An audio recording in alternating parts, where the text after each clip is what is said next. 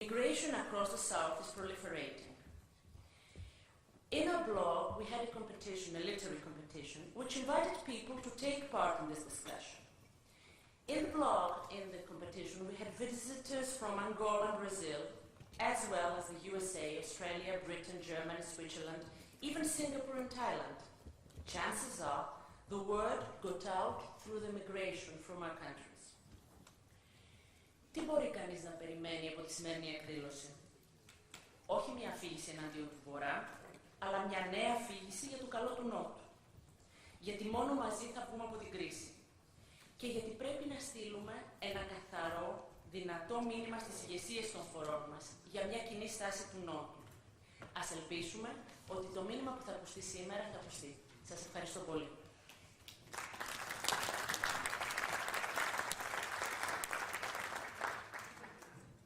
So now I give the floor to Maria Venezia from Spain, and we welcome her visitors group also. Maria. Thank you, Mariolina Coppa, for inviting me to participate in this debate. But before to talk a little bit about the crisis in the southern countries, I want to say welcome to the visitors from Spain, from Las Terres de l'Ebre. Benvinguts al Parlament Europeu.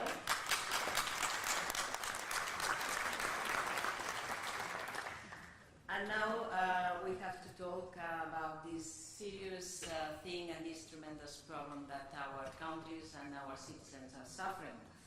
As we have very short time to make our opening remarks, let me make some statements first. This is a crisis caused by the lack of regulation of the markets and the restrictive application of the few rules they have.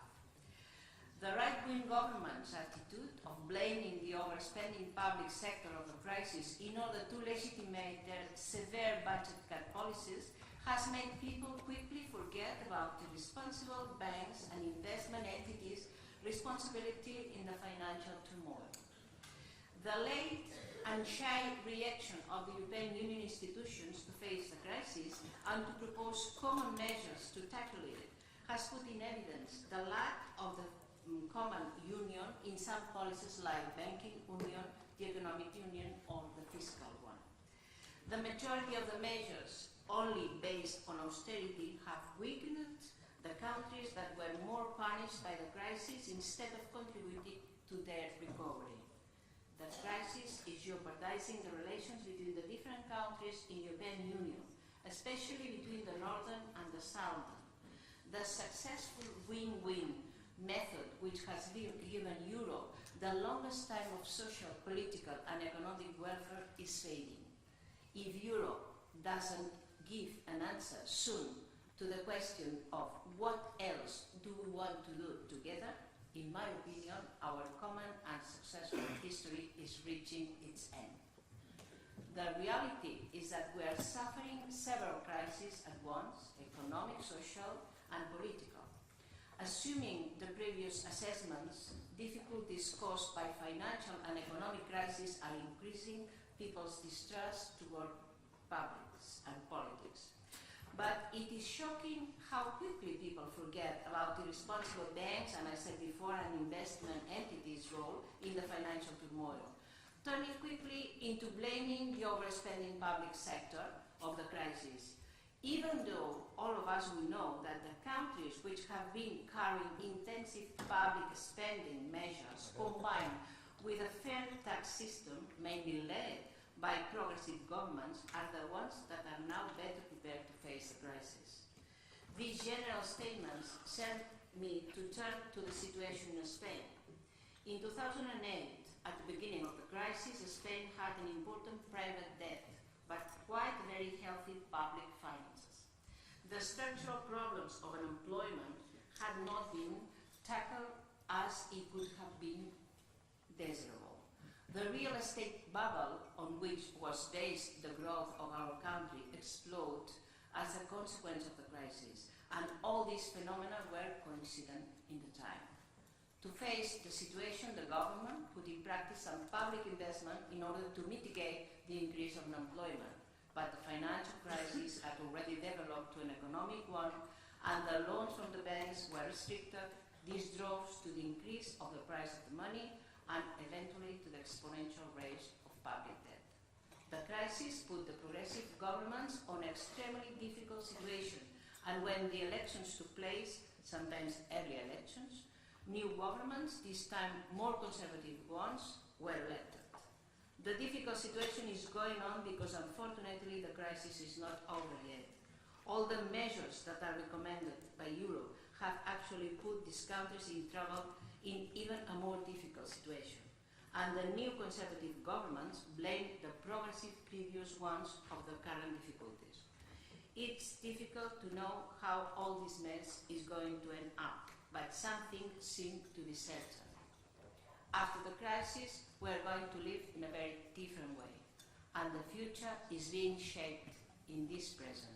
That means that the measures we are implementing today are designing the EU of tomorrow.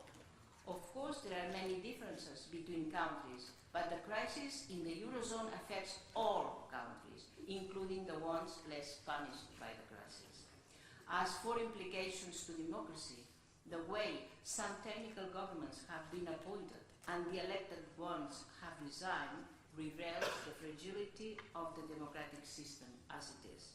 I think, and I wanted to say that all these statements because I think some of the issues the actual situation demands needs to be recognized and coped with. I leave it here. Thank you. Thank you, Maria, very much. Now I give the floor to Edith. Thank you very much. I'm aware that maybe some Portuguese young people visiting the European Parliament could be in this meeting. I would like to welcome them.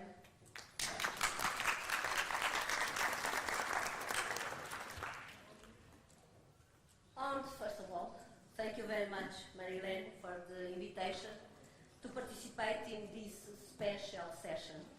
This meeting is a very original one. To gather politicians and writers from Greece, Italy, Portugal and Spain to speak about the crisis does not happen every day. I think it is a brilliant idea. I wish I was the one who had this idea. Congratulations, Eleni. I would like to warmly welcome the four writers, especially José Luís Peixoto. Please understand if I specifically address my Portuguese writer, who I enjoy reading and who I admire.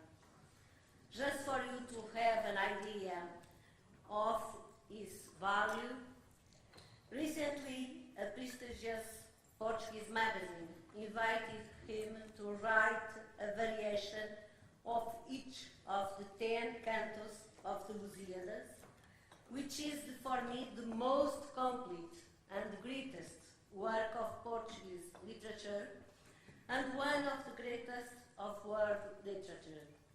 Congratulations, José Luís Peixoto. Portugal has over 800 years of history. In the 15th and 16th centuries, the Portuguese circumnavigated the world and created a new commercial and cultural bridge between the East and the West. The Portuguese were the first agents of globalization, is freedom, and the secret of freedom is courage. We Portuguese fought to gain our freedom. We accomplished the courage. There is a misconception that we can't be happy alone, or worse, against others. We deserve it. Our country is appointed as a good student of the Troika. The government has been doing everything that the Troika demands.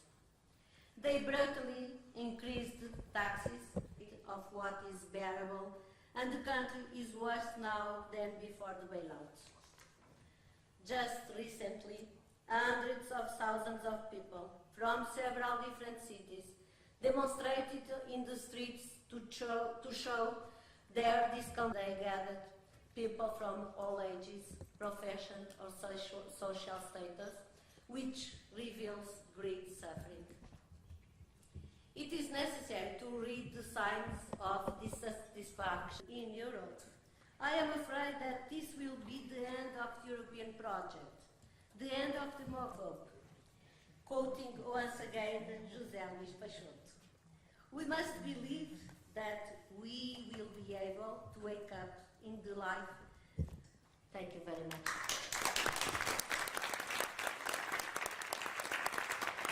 Thank you very much, Edith, for your comments. See four writers debating on the crisis of Europe and about the crisis that Ας ελπίσουμε ότι το μήνυμα που θα ακουστεί σήμερα is caused by the lack of regulation of the markets and the restrictive application of the few rules they have.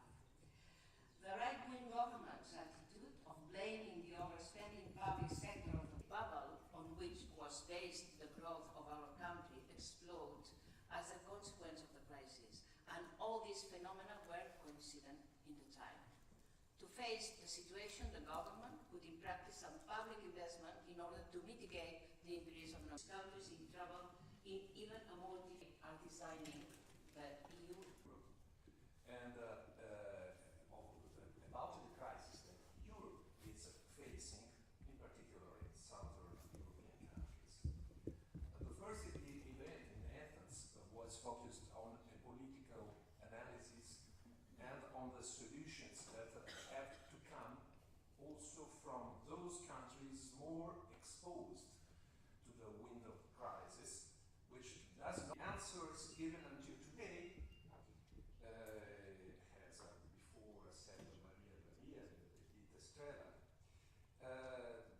have been insufficient to lead Europe toward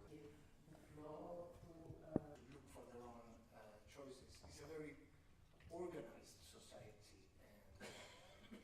and with strong syndicates. When people who demand their rights, they go to the street, they do it peacefully.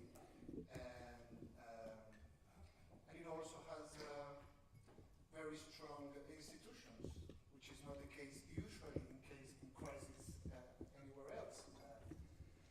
The judiciary has shown that in the last weeks that any person in Spain, no matter how powerful it is, because that, I guess, in the long term. Οι ηθικολογικές επικρίσεις μιας ευρωπαϊκότητας που δεν ολοκληρώθηκε ποτέ. Οι σημερινές τώρα επιδείξεις δύναμης είναι προσαρμοσμένες σε αυτές τις ίδιες άτεκτες αρχές της ισχύως, της υπεροχής και της ιεραρχικής οργάνωσης. Η εναλλακτική για μια αυτοεκπληρούμενη προφητεία, την περίφημη ρίση της πρόσφατα θανούσης Μάργαρετ Θάτσερ. Δηλαδή, νεοφιλελευθερισμός χωρίς όρια, παγκοσμιοποίηση, ελεύθερη αγορά. There is no such a thing as a society. There is only the family and the individual. Προσέχετε, αν θυμόσαστε αυτή η σιδηρά κυρία. Είναι ενδιαφέρον λοιπόν να θυμηθούμε ότι η θεωρία της μετάβασης, επίσης, ότι πριν από τα PICS, η Ευρώπη έπρεπε τον Νότο, ως τον Νότο της, μάλλον, ως τον θρίαμβο της δημοκρατίας. Πώς όμως φτάσαμε από μια Ευρώπη που νομοθετούσε με βάση την εξίσωση επιδομάτων, αδειών και ρυθμίσεων για τις γυναίκες, σε μια Ευρώπη που διαχωρίζεται σε προσαρμοσμένο στην Ευρωπαϊκή Ένωση. Αυτό θα το τρέξω λίγο γρήγορα. Τότε τα τζιτζίκια του Νότου, ιδίως στην Ελλάδα, παραλίγο να παγώσουν, να ξεπαγιάσουν, χωρίς τρόφιμα στις αποθήκες τους, χωρίς να έχουν προνοήσει. Όρος που παραπέμπει στις ΗΠΑ της δεκαετίας του 20.